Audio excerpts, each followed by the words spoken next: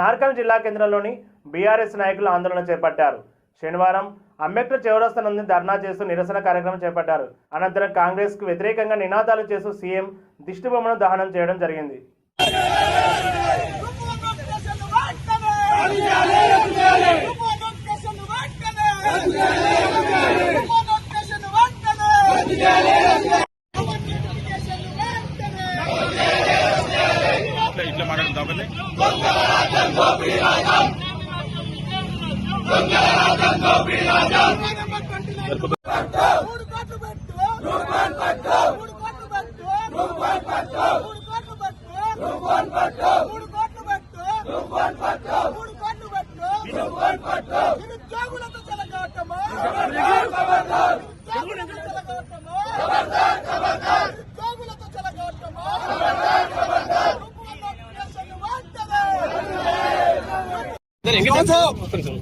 తెలంగాణ రాష్ట్రంలో ఈ పాలన ఎట్లయిందంటే గ్రూప్ 1 నోటిఫికేషన్ వేసి మొత్తం కాంగ్రెస్ నాయకులు వాళ్ళకి సంబంధించినటువంటి మంత్రులందరూ కూడా కలిసి ఈ గ్రూప్ 1 పోస్టులను 3 కోట్ల రూపాయలకు ఒక పోస్టు చొప్పున అమ్ముకోవడం కోసం ఈరోజు ప్రయత్నం చేశారు.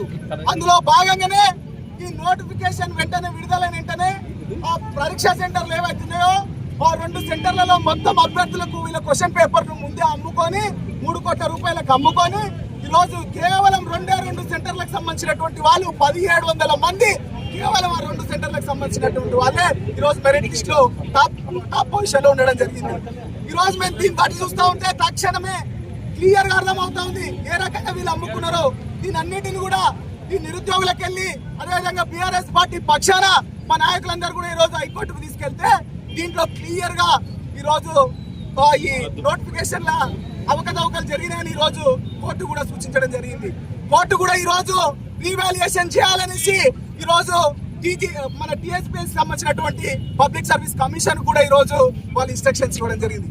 ఈ రకంగా మేము బీఆర్ఎస్పీ పక్షాన మేము నిరుద్యోగుల పక్షాన ఈ రోజు మేము ప్రధానంగా డిమాండ్ చేసేది ఏంటంటే ఇంత అవకతవకలు జరిగినటువంటి ఈ నోటిఫికేషన్ ను ఈ రోజు మళ్ళీ రీవాల్యుయేషన్ చేసి నిరుద్యోగులకు ఏ రకంగా కూడా న్యాయం జరగదు.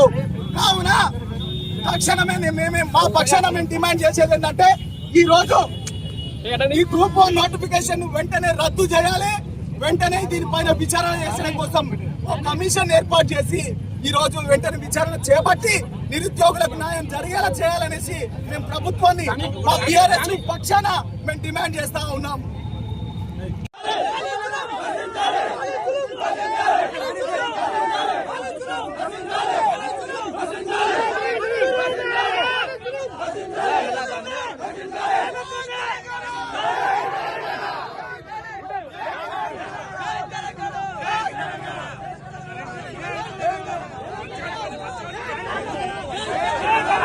Kansas Palana!